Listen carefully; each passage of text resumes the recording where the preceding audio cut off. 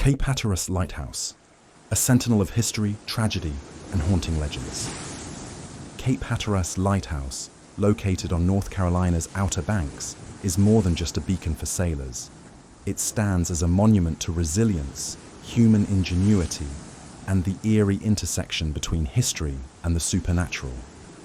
Towering at 210 feet, it is the tallest brick lighthouse in the United States. But beyond its architectural grandeur lies a deep narrative of shipwrecks, heroism, tragic deaths, and ghostly tales that have become woven into its legacy. The history of the Cape Hatteras Lighthouse begins at the turn of the 19th century, born from necessity as maritime commerce rapidly expanded along the eastern seaboard. The waters off North Carolina's coast were infamously treacherous due to the shifting underwater sandbars known as diamond shoals, which extended miles out to sea and constantly changed shape. This natural hazard was compounded by the region's volatile weather, frequent storms, and powerful currents where the Gulf Stream collided with the cold Labrador Current. Without a reliable navigational beacon, countless vessels, many of them carrying vital goods or passengers, were met with disaster. The area soon earned its grim moniker, the graveyard of the Atlantic. Recognizing the urgent need to protect sailors and commercial shipping routes, Congress authorized the construction of a lighthouse at Cape Hatteras in 1794. However, it wasn't until 1799 that work commenced. The US government contracted Henry Dearborn, the then superintendent of lighthouses, to oversee the project. Completed in 1803, the original lighthouse stood about 90 feet tall and was constructed primarily of sandstone. It featured a wooden staircase and a rudimentary lighting system consisting of whale oil lamps and 14-inch reflectors. At the time, this was considered advanced technology, but in reality, the light was weak and often obscured by fog or poor weather, making it insufficient to prevent wrecks along the perilous coast. The original tower was painted in a simple whitewash and lacked the striking black and white spiral pattern seen today. Mariners routinely complained that the beacon was too dim and too short to be effective. In fact, some sea captains openly criticized it, arguing that it offered little to no help in navigating the dangerous shoals, especially in rough seas or moonless nights. In response to such complaints, the lighthouse underwent several upgrades, including the replacement of its whale oil lamps with more efficient argon lamps and parabolic reflectors in the 1820s. But despite these improvements, the structure remained underwhelming by the standards of the time. By the mid-1800s, it became increasingly clear that the lighthouse was inadequate. Ship traffic along the eastern seaboard had increased dramatically, and new steam-powered vessels were pushing further and faster than ever before. As shipping intensified, so too did the number of wrecks near Cape Hatteras. The original lighthouse had outlived its usefulness, and efforts to modernize it had reached their limits. In 1854, the first significant enhancement came with the installation of a first-order Fresnel lens, which was capable of casting light over much greater distances. This lens dramatically improved visibility, but it still did not address the fundamental issue of the tower's height and stability. Finally, by the 1860s, the US Lighthouse Board determined that a new, more powerful tower was needed to serve as a proper sentinel for one of the nation's most dangerous stretches of coastline. Plans were made to construct a replacement that would become not only the tallest lighthouse in the country, but also one of the most iconic, ushering in a new era for Cape Hatteras. The second iteration of Cape Hatteras Lighthouse was completed in 1870 under the supervision of Dexter Stetson. This new brick tower reached a soaring 210 feet and featured a first-order Fresnel lens capable of projecting a powerful light 20 miles out to sea. The iconic black and white spiral, barber pole, paint job was added in 1873 to make the lighthouse more visible during daylight hours. The design remains one of the most recognizable lighthouse patterns in the world today, This structure was a marvel of 19th century engineering, with walls that were 5 feet thick at the base and tapered upward. Despite weathering hurricanes, erosion, and salt corrosion, the lighthouse endured for well over a century in its original location. The waters surrounding Cape Hatteras are some of the most treacherous in the world, earning the region its ominous nickname, the Graveyard of the Atlantic. This deadly stretch of coastline, where the warm Gulf Stream collides with the cold Labrador Current, creates rapidly changing weather conditions, strong currents, and frequent storms. But perhaps most dangerous are the infamous Diamond Shoals, a constantly shifting series of underwater sandbars that extend up to 14 miles offshore. These shoals, invisible to the eye and often poorly charted during earlier centuries, have claimed thousands of ships over the past 400 years. As early as the 16th century, European explorers and merchant ships fell victim to the region's hidden hazards. Spanish galleons, English frigates, Confederate blockade runners, and merchant schooners have all been wrecked off the coast of Cape Hatteras. By the late 19th century, estimates suggested that over 2,000 ships had met their end in the surrounding waters, many within sight of shore. It's this staggering number of wrecks that gave rise to the term Graveyard of the Atlantic, a name that continues to hold power and mystery even today. One of the most famous shipwrecks is that of the USS Monitor, the Union Navy's revolutionary ironclad warship, which sank on New Year's Eve in 1862 while being towed south from Hampton Roads, Virginia. A powerful storm overtook the vessel off Cape Hatteras, and despite frantic efforts, 16 men were lost with the ship.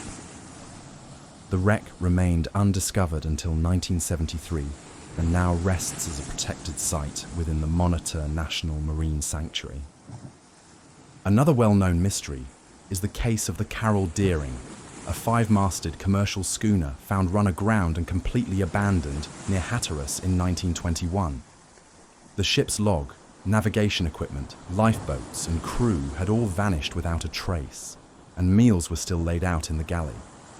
Theories have ranged from piracy to mutiny to supernatural explanations, but no definitive answer has ever been found, making it one of America's most enduring maritime mysteries. Not all wrecks were the result of nature or mystery. During World War II, German U-boats lurked off the coast, sinking Allied merchant ships in what became known as the Battle of the Atlantic. In 1942 alone, dozens of ships were torpedoed off Cape Hatteras, leaving behind burning wreckage, oil spills, and survivors desperately awaiting rescue. This deadly campaign brought the horrors of war to American shores and reminded the nation of its vulnerability. In response to the endless string of maritime disasters, the US government built numerous life-saving stations along the Outer Banks. These stations, manned by brave surfmen of the US Life-Saving Service, later the US Coast Guard, were instrumental in rescuing shipwreck victims, often at great personal risk. Some of their daring rescues became legendary, preserving lives and stories that would otherwise have been lost to the sea. Even now, divers continue to explore the wrecks off Cape Hatteras, uncovering not just twisted metal and sunken timbers, but pieces of human history and lost tragedy. The Graveyard of the Atlantic remains a place of solemn reverence, eerie silence, and unanswered questions, its legacy forever intertwined with that of the Cape Hatteras Lighthouse. Life as a lighthouse keeper at Cape Hatteras was both honourable and arduous. Keepers maintained the light, cleaned lenses, refueled lamps, and documented daily weather and activities. They also faced isolation, dangerous storms, and in some cases, tragedy. There are stories of keepers going mad from isolation, of children falling ill and dying due to lack of medical care, and of widows left behind by husbands lost to the sea. These human struggles added emotional depth to the lighthouse's already storied history. The Cape Hatteras Lighthouse has borne witness to numerous tragedies, some of which remain unexplained. Many sailors perished when their ships collided with the shoals. One particularly tragic incident occurred in 1878, when the German bark Amanda broke apart during a storm. Only a few survived, and the local community buried the dead in makeshift graves. There are accounts of keepers falling to their deaths from the winding staircases while trying to perform routine maintenance. One 19th century story tells of keeper Elijah Tate, who slipped and fell during a stormy night in 1885, dying instantly. Cape Hatteras has been struck by multiple hurricanes, with violent winds toppling nearby trees and damaging structures. During the hurricane of 1899, a wave reportedly smashed into the keeper's quarters, causing injuries to the family inside. These incidents, documented and passed down through oral tradition, contribute to the lighthouse's air of sorrow and mystery. One of the most dramatic episodes in the lighthouse's modern history occurred in 1999, when erosion threatened to topple the tower. In a feat of modern engineering, the entire 4,830-ton structure was moved 2,900 feet inland over a period of 23 days. The process, known as the Move of the Millennium, involved lifting the lighthouse onto steel beams and rolling it to a new, safer foundation. Despite initial public fears, the move was a success, and surprisingly, it seemed to awaken old legends. Some workers claimed to experience strange phenomena during the move: tools going missing, cold drafts in warm weather, and unexplained voices echoing within the tower. Locals whispered that disturbing the lighthouse had stirred the spirits. Beyond its towering brick facade and historic Fresnel lens, Cape Hatteras Lighthouse is the heart of countless legends, ghost stories, and eerie maritime tales. These stories, passed down through generations of Outer Banks residents, form a rich tapestry of folklore that reflects the perilous nature of the surrounding waters and the emotional weight of the tragedies they have witnessed. While some tales are steeped in fact, others blur the line between history and the supernatural, contributing to the area's mystique as one of the most haunted stretches of coast in America. Perhaps the most famous legend associated with Cape Hatteras is the mysterious saga of the Carroll A. Deering, often referred to as the ghost ship of the Outer Banks. In January 1921, the 5-masted schooner was found run aground near Cape Hatteras with all sails set, the galley prepared for a meal and no one aboard. The lifeboats, navigation equipment, logbook and crew had vanished without a trace. Despite investigations by the US government and countless conspiracy theories, ranging from piracy and mutiny to hurricane and Soviet involvement, no definitive explanation has ever been found. The Deering's spectral appearance and unexplained abandonment have fueled ghost stories for over a century, with some claiming to see the schooner's ghostly outline drifting along the horizon on foggy nights. Another recurring legend is that of the Phantom Light, a mysterious secondary beacon reportedly seen flickering near the lighthouse or hovering above the waves. Sailors and locals alike have claimed to see a pale light that mimics the rotation of the official beacon, but moves independently or suddenly vanishes. Some believe it to be the spirit of the original 1803 lighthouse, still trying to guide ships to safety. Others suspect it's the lingering essence of a wrecked vessel, sending out a ghostly signal for help. The land near the lighthouse is said to be haunted by the crying woman of the dunes, a ghostly figure described as a woman in a flowing white gown who roams the sandy landscape near the water's edge. According to legend, she was the wife of a sailor lost in a wreck during a violent storm in the 1800s. Consumed by grief, she wandered the shore until she herself vanished, presumably drowned by the sea.